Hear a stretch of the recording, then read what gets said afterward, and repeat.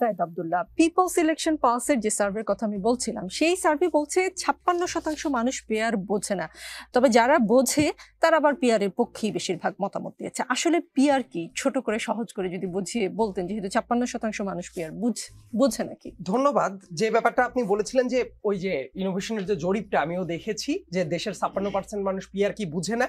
PR এর পক্ষে আছে 21.8%, বিপক্ষে আছে 22.2%, অর্থাৎ যারা বুঝে, বোঝদার মানুষদের ভেতরে বিপক্ষে অবস্থানটা বেশি।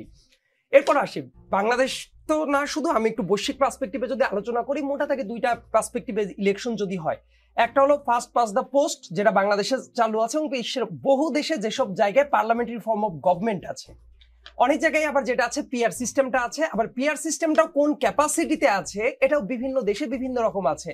কোথাও মিক্সড সিস্টেমটা আছে, একটা নির্দিষ্ট পার্সেন্টেজ থাকে পিআরে, আবার কিছু অংশ থাকে হলো ফার্স্ট পাস দ্য পোস্টে।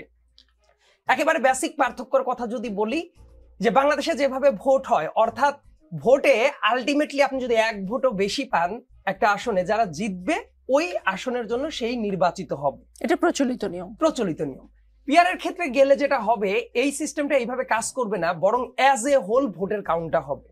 হওয়ার পরে একটা দল দেখা গেল যে পার্টিকুলার আসন ধরে ধরে এই ধরনের আর নির্বাচন না, যে সারা দেশে কোন দল কত পার্সেন্ট করে ভোট পেল, তারপরে যত পার্সেন্ট করে ভোট পেল, লেটস সে একটা দল 13% ভোট পেয়েছে, তার সংসদে প্রতিনিধিত্ব থাকবে ওই 13%-এর আনুপাতিক হারে।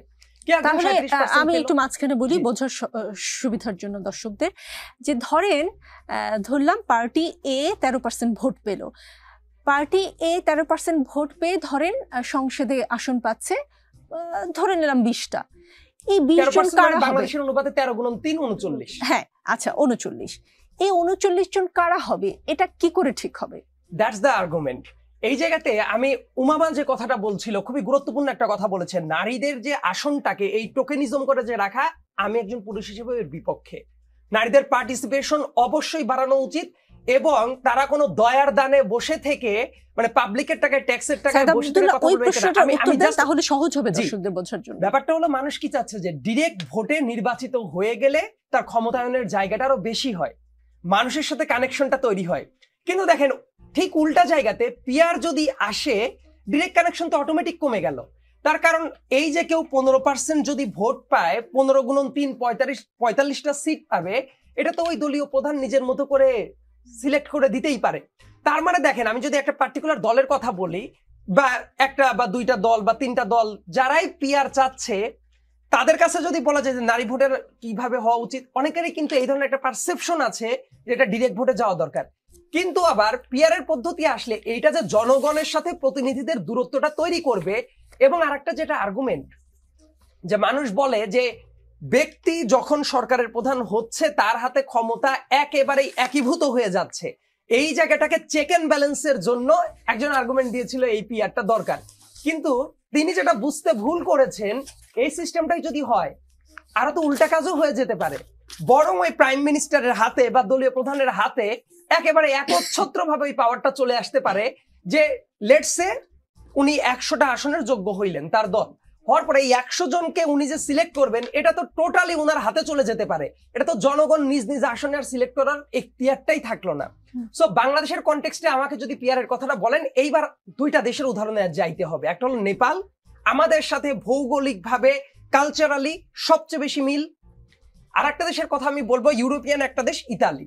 দেখুন, পিআর যেসব দেশে আছে, ইউরোপিয়ান দেশগুলোতে অনেক জায়গাতে আছে, এবং এই জায়গাগুলোতে কোন ফর্ম অফ গভর্নমেন্ট আছে, পার্লামেন্টারি ফর্ম অফ গভর্নমেন্ট আর presidential form of government. Sayeed Abdullah, এই আলোচনাগুলো মোটামুটি আমরা কম বেশি হয়তো আমরা যারা একটু বোঝার চেষ্টা করি একটু জানি। আমি আসলে খুব সহজভাবে, যে 56% লোক বোঝে না পিআর কি, সহজ একটা সংজ্ঞা দিয়ে যদি আমরা বোঝাতে পারি আসলে পিআর হলে কি হবে, কারেন্ট যে সিস্টেম সেখানে কি হবে, আমি একটু আরিফ রহমানের সাহায্য নিই। আরিফ রহমান খুব সহজ করে যদি পিআরটা কি বুঝিয়ে দিতে পারেন, মানে খুব সহজ করে।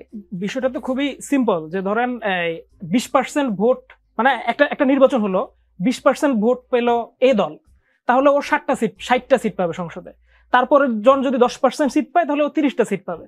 তাহলে এইভাবে যে নির্বাচনটা হবে, এটা হবে একটা কালেকটিভ কালেকটিভ ভোটে মানুষ সেখানে ভোট দেবে কাকে, মানুষ মানে দিবে ব্যালটে মার্কাকে, কাকে, মানুষ মার্কা। দিবে দলকে ভোট। মানে ধানের শীষ, হ্যাঁ ধানের শীষ। দাঁড়িপাল্লা, ওই দলটা এরকম। সেখানে আবার একাধিক পদ্ধতি আছে, যেটা সাইদ আব্দুল্লাহ বলছিলেন।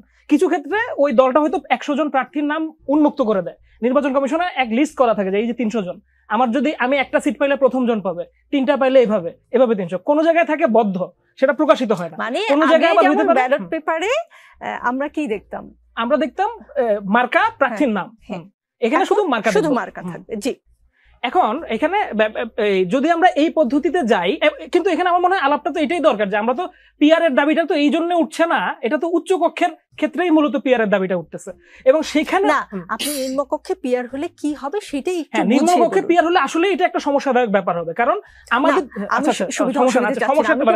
সরকারটা কি হবে, সরকারটা কি হবে সেখানে হচ্ছে কি যে সারা দেশে যেই দলটা সবচেয়ে বেশি ভোট পাবে সে সরকারে যাবে, কিন্তু আমাদের এখানে সে সংসদে সবচেয়ে বেশি আসন পাবে, সবচেয়ে বেশি আসন পাবে সেই সরকার গঠন করবে। জি, এবং তারপরে যে পার্সেন্টেজে যে ভোট পাচ্ছে সে বিরোধী দল, তারপরে এটা বিরোধী দল। কিন্তু প্রার্থী ওপেন করা থাকলে আমরা বুঝতে পারবো যে এই দল থেকে কারা কারা সংসদে যাবে।